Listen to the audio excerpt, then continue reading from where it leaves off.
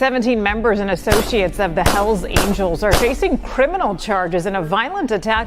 Federal agents allege the outlaws sold drugs, traded firearms, and engaged in insurance fraud and even tampered with government witnesses. We have learned there is cell phone video as well as surveillance video of evidence in this attack. The U.S. attorney characterized today's raids as historic, the largest federal bust on organized criminal gang activity. Retaliation is common for crimes involving biker gangs.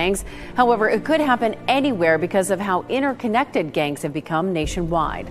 The 3-year investigation resulted in 42 federal indictments on a variety of charges, including racketeering, money laundering, drugs, gambling, insurance fraud, and extortion. There's a bunch of bikers up here, and they're shooting guns and stuff. I need the police now. But on foot going towards 2nd Street.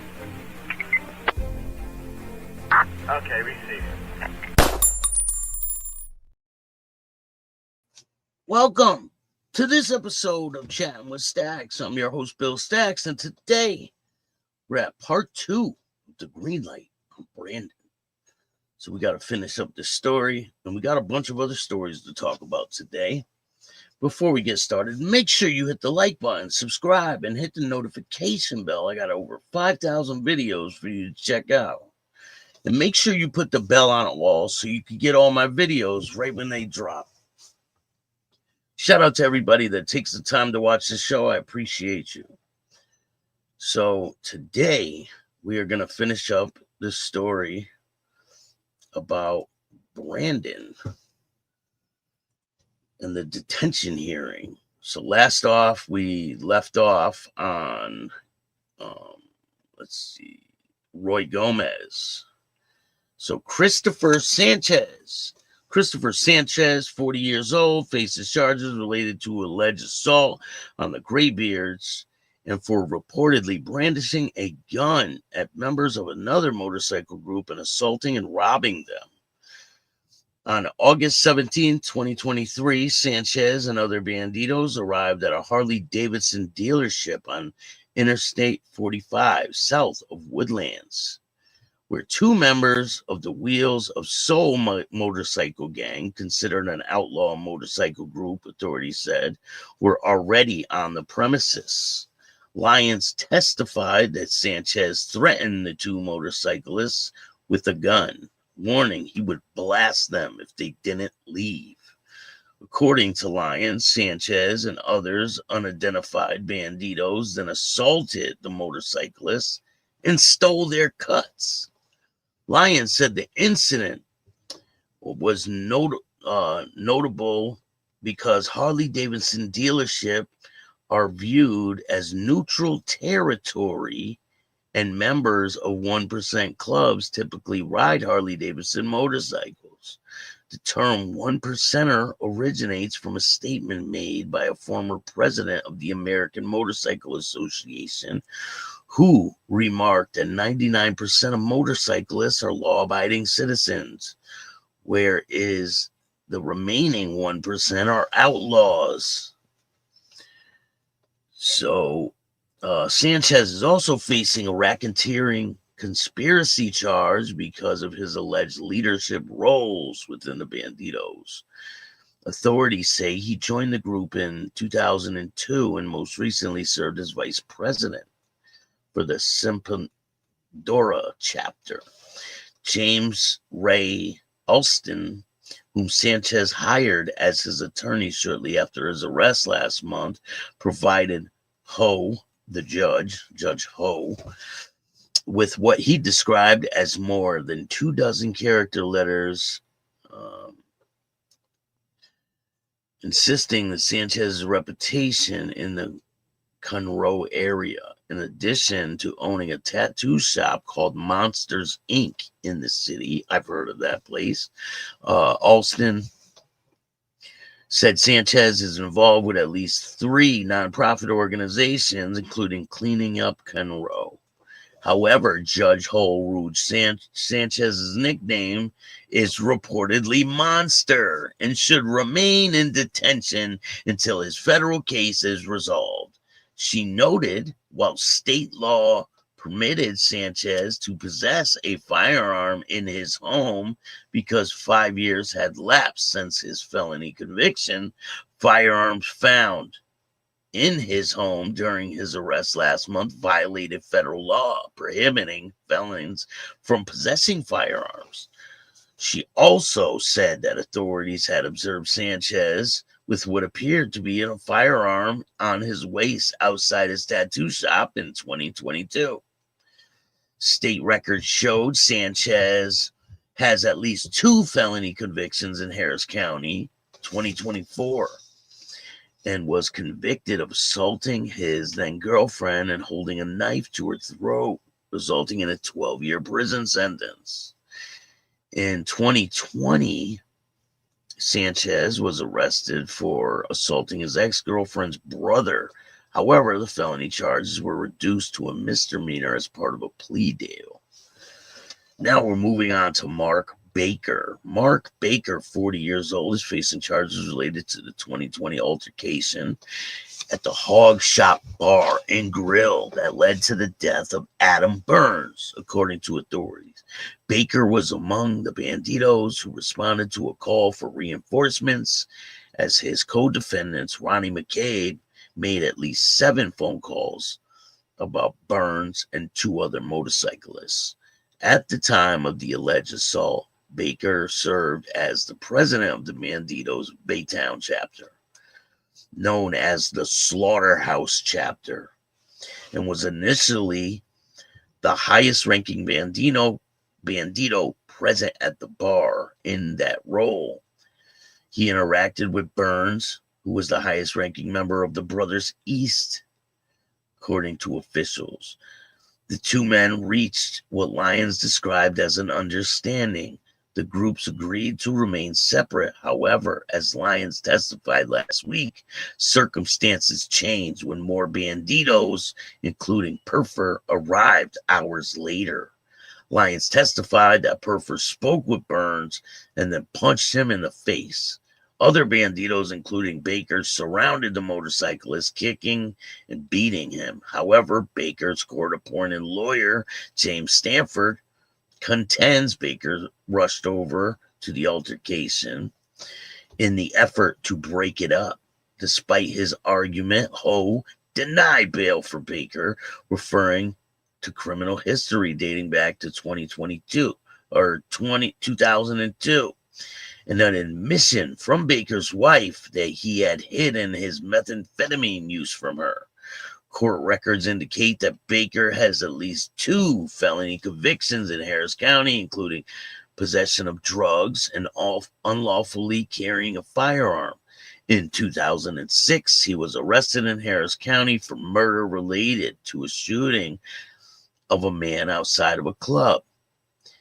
But the charges were dismissed after he was convicted in a separate case of assaulting a public servant.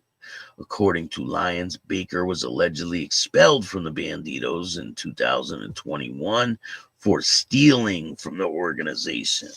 Since 2016, he has been involved in 2 motorcycle accidents, one which resulted in a 32-day coma and extensive physical therapy, Baker's wife testified.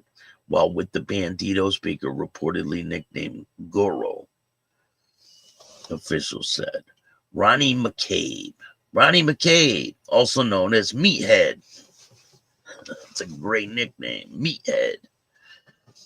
Meathead is accused of being involved in an assault on Burns and 2 other alleged Brother East members, specifically by making at least 7 phone calls to fellow Bandidos. Lyons, the official task force officer, further claimed that McCabe chased one of the motorcyclists into the Hog Stop Bar and Grill, but came outside when he couldn't locate him to participate in the assault on the 3rd Brothers East member. Damn, so one of the guys ran.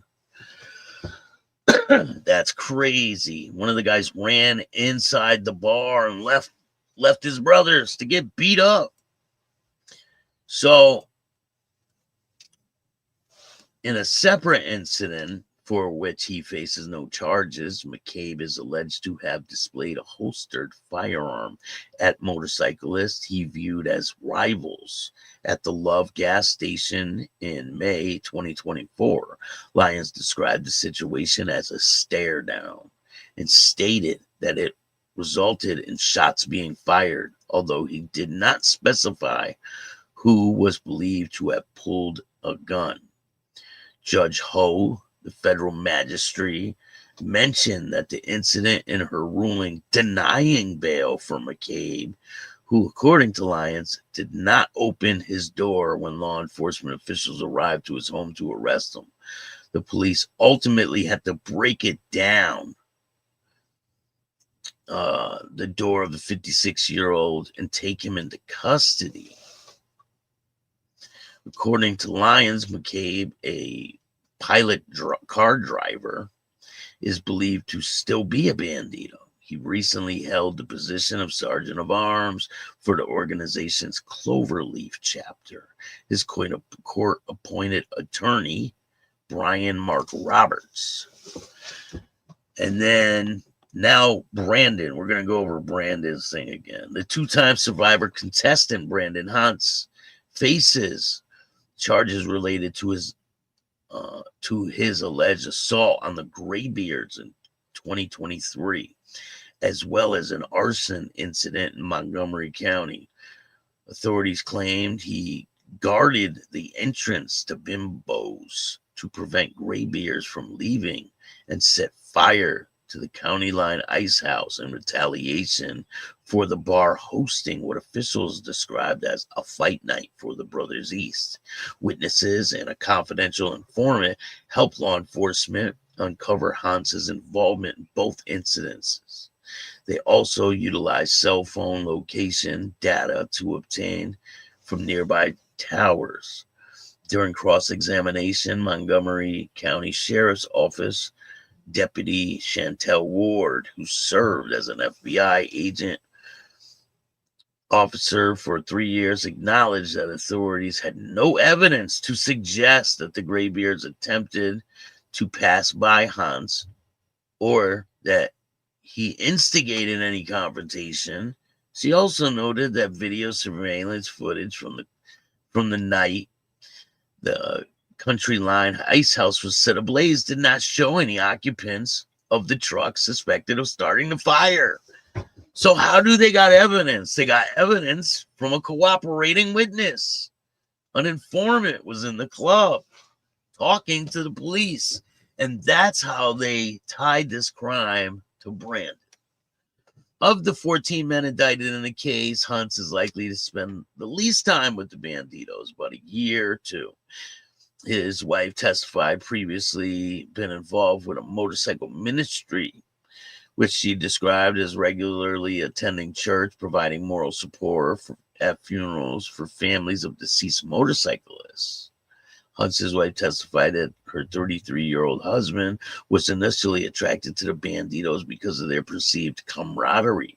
However, about a year after joining, he became disillusioned with the organization and left on bad terms in July. Attorney Scott Grummels, hired by Brandon sometime last year, testified in court that they had a green light had been placed on Hantz, and multiple death threats have been made against him and his family. A green light is issued to former Bandidos that leave the organization under unfavorable conditions, according to Ward. Hantz used social media likely to exacerbate the death threats. Gramo suggested he has participated in several interviews and created numerous TikTok videos discussing his time with the Bandidos, expressing regret for joining the organization. Hantz, identified by authorities as Gundrop or Loco, was apparently aware that the state and federal authorities were investigating him. His wife testified that if they not for the impending threat of the indictment, her and her husband and children would have left the state. Judge Ho noted his wife's testimony and ruling allowing former Bandito to be released on an unsecured $50,000 bond without GPS monitoring that strongly negates that you would pose a risk to not appearing. She stated regarding the decision not to flee. His wife was accompanied in court last month by dozens of family members and friends of her husband, half of whom were from their church. State Attorney Brian Black, who's prosecuting the case alongside Kelly Matos, argued that Brandon Hantz was skilled at concealing his activities during his time with the Bandidos. However, Judge Ho remarked that Hantz, who does not appear to have a criminal record, seemed to be admirable and deeply supported within the community and had taken the steps to improve his situation.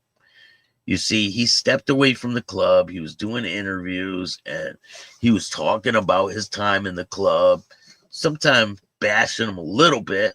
I mean, what I felt the situation was, it is what it is. So the list goes on. Sean Christensen. Little is known about Sean Christensen, who authorities referred to as Skin Man compared to his co-defendants. He faces the least serious trouble and charges selling cocaine and possessing a .380 caliber handgun while doing so. According to court records, Christensen, 30, does not have a detention hearing or one held publicly. He hired Christopher Downey for representation and was released by Bennett on an unsecured bond of $50,000, along with GPS monitoring and home confinement. Downing did not respond to requests for an interview regarding his client, who seemed to have no criminal history. Marcel Lett, former Marine and Junior Reserves Officer Training Corps instructor at a high school in Fort Bend County Independent School District, was released last month on an unsecured $75,000 bond and GPS monitor. Let 56 faces charges arising from the 2020 altercation in the hog shop, specifically for kicking Adam Burns while he was on the ground. His court-appointed attorney, Richard Klazansky, does not condone Lett's actions, but argues that the federal assault charges are excessive for the offense. Should he have done that? No, his lawyer said, regarding Lett's role in kicking Burns. But the Class A misdemeanor in state court, they're charging him with felonies that could land him in jail for decades. Prosecutors contend that the Bandidos who avoid violence face repercussions, arguing that the Bandidos viewed themselves as being at war with the Brothers East during the altercation. According to Lyons, Lett has had a complicated relationship with the Bandidos as a black man. Lyons testified that black men are not allowed to join the organization. Lett was reportedly involved in a 2020 altercation with the Mascaderos, a support group for the Bandidos. As a Marine, Lett deployed overseas 10 times and spent 23 years in the Corps. Damn. And the last defendant is Jeremy Cox. Like Christensen, not much is known about Jeremy Cox, mainly because he did not have a public detention hearing. According to court records, he was released on a $50,000 bond, non-secure, by the judge. The 37-year-old is accused of being involved in the alleged assault and death of Adam Burns at the Hog Shop Bar and Grill in 2020. and he has retained a lawyer to represent him, Mark Bennett.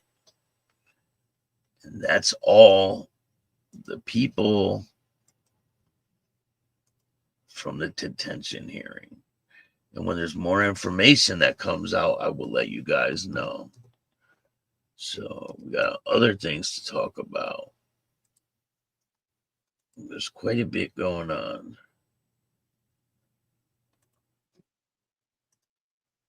Let's see if I can get this. All right, so another case we got to talk about. This case. So this man killed a guy at the Envious Riders Clubhouse, and he was sentenced to 18 to life. Hantz gets statutory 18 to life for motorcycle club shooting. A man convicted last month for murdering of a misbehaving motorcycle club visitor received a statutory 18 years to life in prison Thursday morning.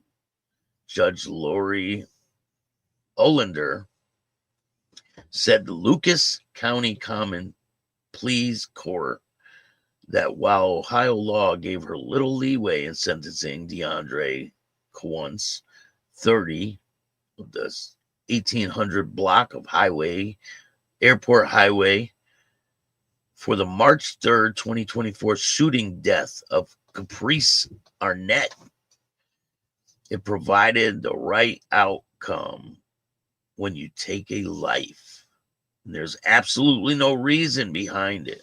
While Arnett, 34, may have acted the fool inside the illegal after hours in the club on Beaumont Ave, the judge said his behavior did not warrant being shot. That the whole thing happened fast. The judge, referring to surveillance video of the conflict from multiple cameras inside the club that was shown during the trial last month. It seemed to me that the bar had taken care of it. Also speaking before Hantz's sentencing was Crystal Lee, a sister who said her brother's death was devastating to the family.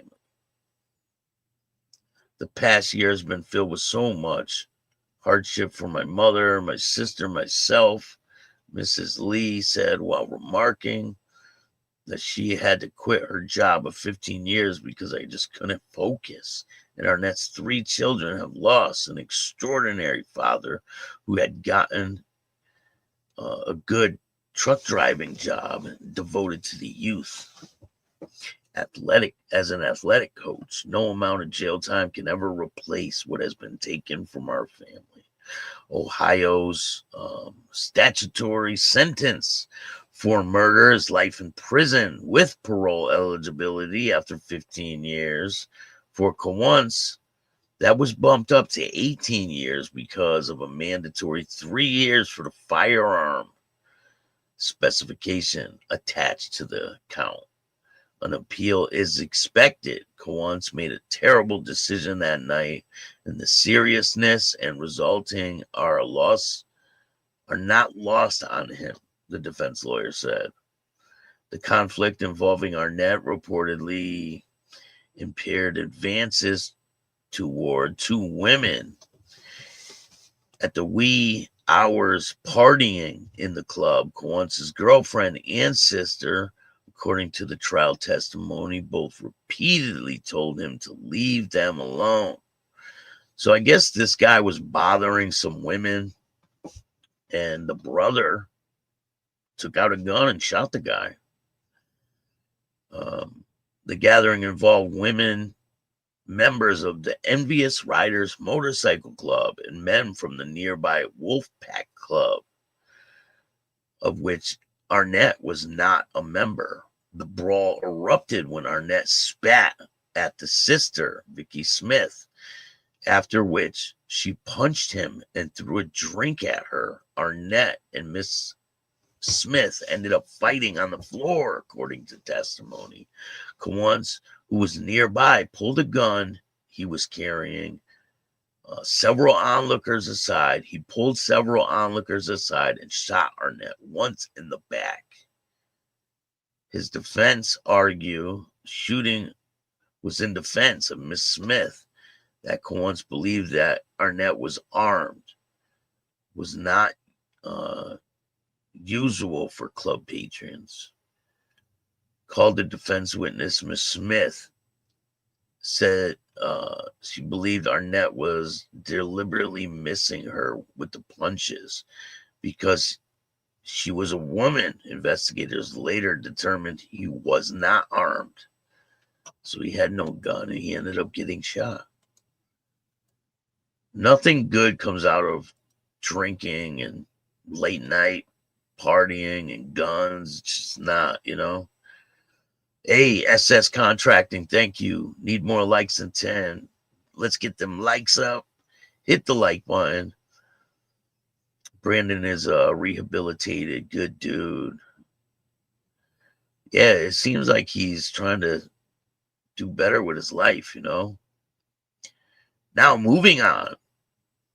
There was a sentencing for a Thunder Guards motorcycle club member who was sentenced on trafficking firearms. Wilmington, Delaware, Shannon Harrison, acting U.S. attorney in the District of Delaware, announced today that Robert Dorsey, 47, of New Jersey, was sentenced March 11, 2025 to 46 months incarceration for trafficking firearms. According to court documents, between September and October of 2023, Dorsey sold a number of 4 firearms during 3 separate transactions with law enforcement informant in New Jersey and Delaware. The firearms included a privately made firearm known as a ghost gun, as well as a firearm who had been stolen from Maryland just a month before Dorsey sold it to an informant on the black market. Additionally, Dorsey had reason to believe that one of the firearms he sold would be used in a violent crime. Further, Dorsey sold an informant crack cocaine and heroin over 5 occasions, sometimes selling both drugs and a gun as part of the same transaction. Dorsey was a self-proclaimed vice president of the Thunder Guards motorcycle club chapter known as the North Pole in Wilmington, Delaware. During an investigation, Dorsey referred to his role as a 1%er or active member of the Thunder Guards. He told investigators his role with the chapter's affiliation with the Thunder Guards, the fact other members of the club were present with Dorsey during the last firearms sale to the informant in Delaware.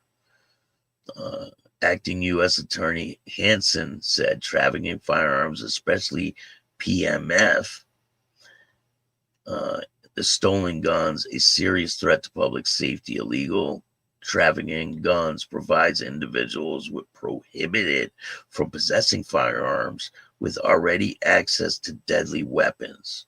Commended the Bureau of Alcohol, Tobacco, and Firearms and Explosives for disrupting the unlawful trafficking of firearms in New Jersey and Delaware region. I want to thank the ATF, Delaware State Police, and local law enforcement in their investigation. This investigation is an example of the ATF's dedication to working with our state, local, and federal authorities, identifying and pursuing, investigating violent offenders who allegedly possess and utilize firearms to commit violent crimes, and those who engage in unlawful trafficking of firearms. ATF is proud and honored to have such a great working relationship with outstanding law enforcement organizations. Blah, blah, blah, blah, blah, blah. But he was sentenced to 46 months. It's a pretty good deal.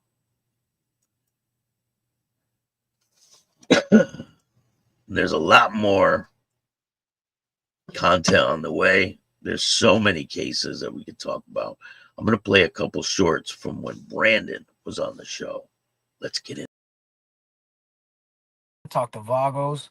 I talk to Hells Angels. I talk to Outlaws. I talk to HAs. I talk to everybody now, you know? And a lot of the guys that are still in the clubs say the same things are happening where they're at. And they have not left yet. Imagine that. Knowing everything I'm telling you, saying, hey, bro, I understand. This is what I've been through too. And relating to that and still being stuck in a mindset to where you can't leave. Like you're trapped. Like you were in the club when you did your first interview, right? Please don't get me started on why would I lose my life for such an irrational, ridiculous lifestyle that makes zero sense and benefits zero people on the planet. There is no benefit to these kind of lifestyles. I don't care what gang you're in. There's nothing you can tell me that's gonna make me believe that it's worth it. Make sense?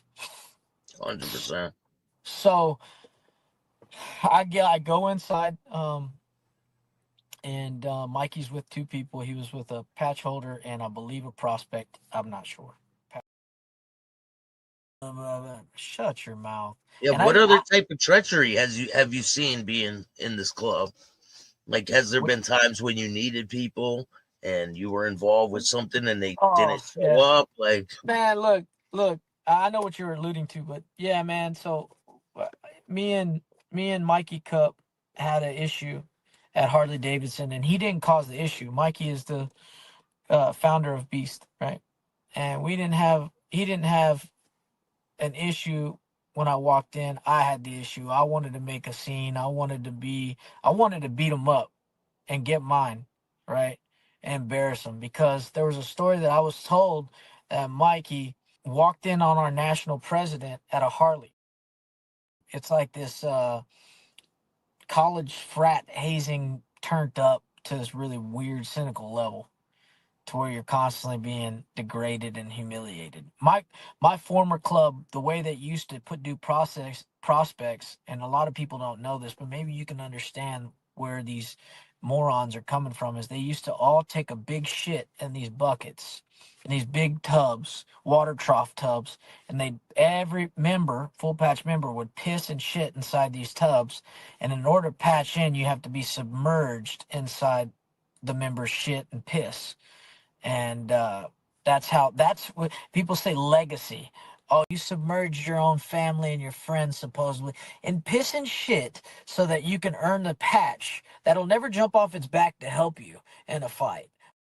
Shoulder for sure. They're in their cuts. And Mikey, on his cut, I noticed it said chaplain. Like, it says chaplain on it, you know? And I'm like, this guy's the national, president, founder. It says chaplain. And he had just got released from prison not too long ago. So when I got in there, and the Harley guy was telling me not to come in, and I was like, no.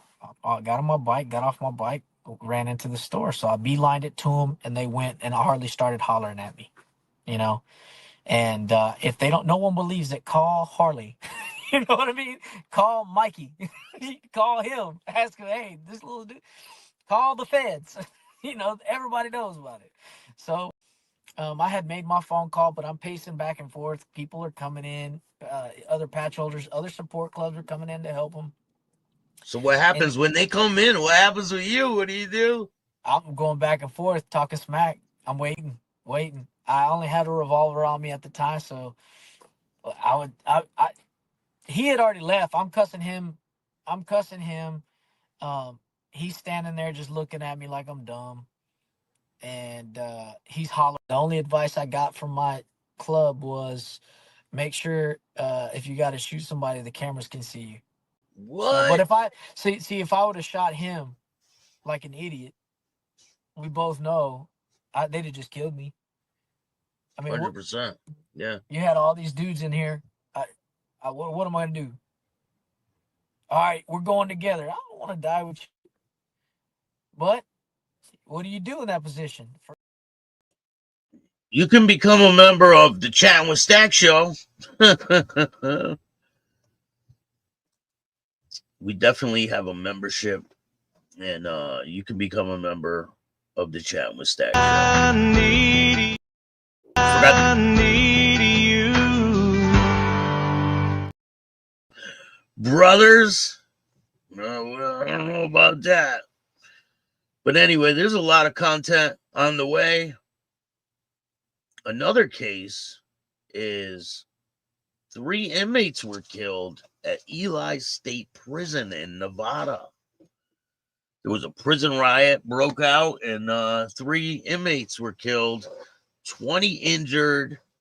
It was one of the worst riots out there. And another day we'll talk about that. It's pretty crazy, but there's a lot of content on the way. Go check out the videos. If you want to see a lot of videos on my page, when you're at the page, go to live videos and then scroll down. You'll see a lot of them. But anyway, I appreciate every single person that watches this show. If you want to donate, you can donate through Cash App, Venmo, PayPal, Super Stickers, Super Chats. Cash App is right there at Chattin with Staxx. If you want to be a guest on the show and tell me your story, hit up my email, BillStaxx2021. We'll make it happen. I appreciate everyone that takes the time to watch this show. Hope you guys have a great weekend, and I'll see you soon. Hit the like button, subscribe, hit the notification bell so you can get my videos every time they drop. And if you don't like this show, start your own fucking podcast. And remember, don't be a bitch. And all new at 5, a major organized crime bust. 23 people under arrest now accused of stealing guns and cash. Today, police revealed 4 organized crime groups are wreaking havoc. From aggravated robbery to kidnapping, burglary, and more. Let's take a look at this. New pictures from court documents in this case. These are a few of the people who have been charged. And investigators say the money, tens of thousands of dollars, is all stolen.